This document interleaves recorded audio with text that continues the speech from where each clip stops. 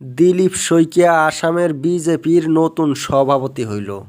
ভবেশ কলিতাকে প্রাক্তন করে দিল। তাই অখিল গগৈ বলছে যে হিমন্ত বিশ্ব শর্মা এই দিলীপ শইকীয়াকে সাপোর্ট করে নাই বা বিজেপির প্রেসিডেন্ট বানায় নাই, বানিয়েছে আরএসএস। কারণ হিমন্ত বিশ্ব শর্মা তো দিলীপ শইকীয়াকে দেখতেই পারে না। দিলীপ শইকীয়া মন্ত্রী হওয়ার কথা ছিল সেন্ট্রালে, দিল্লিতে, কিন্তু হিমন্ত বিশ্ব শর্মা তাকে হইতে দেয় নাই।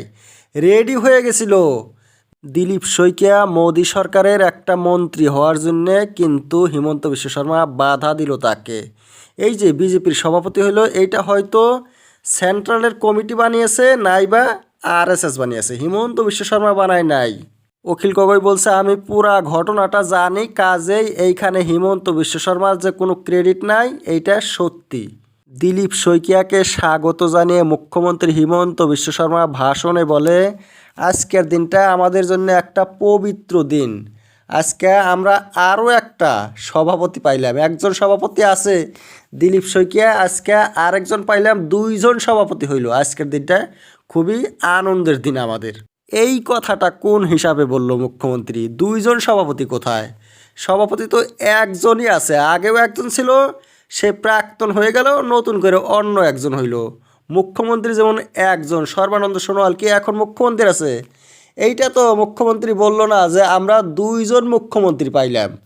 আগে একজন আছিল সর্বানন্দ সোনোয়াল, আমি হিমন্ত বিশ্ব শর্মা, আসামের দুইজন মুখ্যমন্ত্রী হইল। মুখ্যমন্ত্রী যদি একজন থাকে, বিজেপির সভাপতি দুইজন কিভাবে হইল?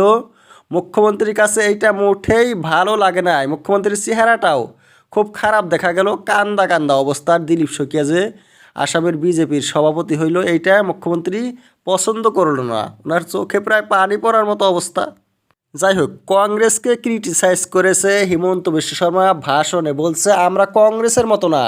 কংগ্রেস প্রেসিডেন্ট নির্বাচন করতে গিয়ে কি দেখে, কার ছেলে, কোন বাবার সন্তান, তাকে সিলেকশন করে বানায় প্রেসিডেন্ট। কিন্তু আমরা তেমন না, একজন অচেনা গরিব মানুষ যে কোনো দিন কোনো পদে থাকে নাই, তাকেও আমরা নির্বাচন করতে পারি।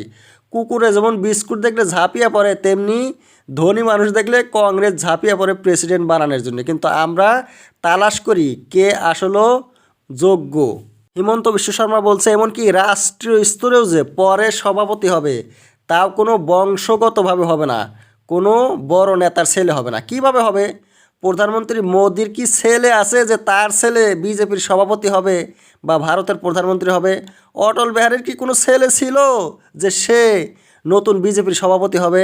আর আসামে তো বিজেপির নামই ছিল না, নতুন করে এজিপি কংগ্রেসের লোকেরা বিজেপিতে জয়েন করেছে, তারাই সে প্রেসিডেন্ট হবে। আর যোগ্যও তো হতে হবে প্রেসিডেন্টের জন্য, খালি বাপ দেখলেই তো হবে না। মুখ্যমন্ত্রীর ছেলে যদি যোগ্য না হয়, আবার কিভাবে মুখ্যমন্ত্রী হবে? অনেক ডাক্তারের ছেলে সায়েন্সে পড়ে ফেল করে, এমনও রেকর্ড আছে, তারা আর্টসে এডমিশন নেয়, যোগ্যতা নাই। ডাক্তারের ছেলে হইলে যে ডাক্তার হবে সেটা তো কথা নয়। কংগ্রেসের সোনিয়া গান্ধীর ছেলে মেয়ে ছিল যোগ্য, তাই রাহুল গান্ধী এখন লিড করছে, সোনিয়া গান্ধীর মেয়ে প্রিয়ঙ্কা গান্ধী লিড করছে। তেমন নরেন্দ্র মোদীর ছেলে কি তেমন যোগ্য? অটল বিহারীর ছেলে কি তেমন যোগ্য? ছেলে মেয়েই নাই, সন্তানই নাই, বিয়াই করে নাই, এমন প্রধানমন্ত্রী, তাদের সাথে কংগ্রেসের কি সম্পর্ক আছে? আর বংশ দেখতে হয় না, দেখতে হয় আসলে প্রার্থীটা যোগ্য না নাই, নেতা হওয়ার যোগ্য না নাই। গৌরব গগৈ, তরুণ গগৈর ছেলে, একজন যোগ্য নেতা। প্রফুল্ল কুমার মহন্তর তেমন কেউ যোগ্য নাই, কাজেই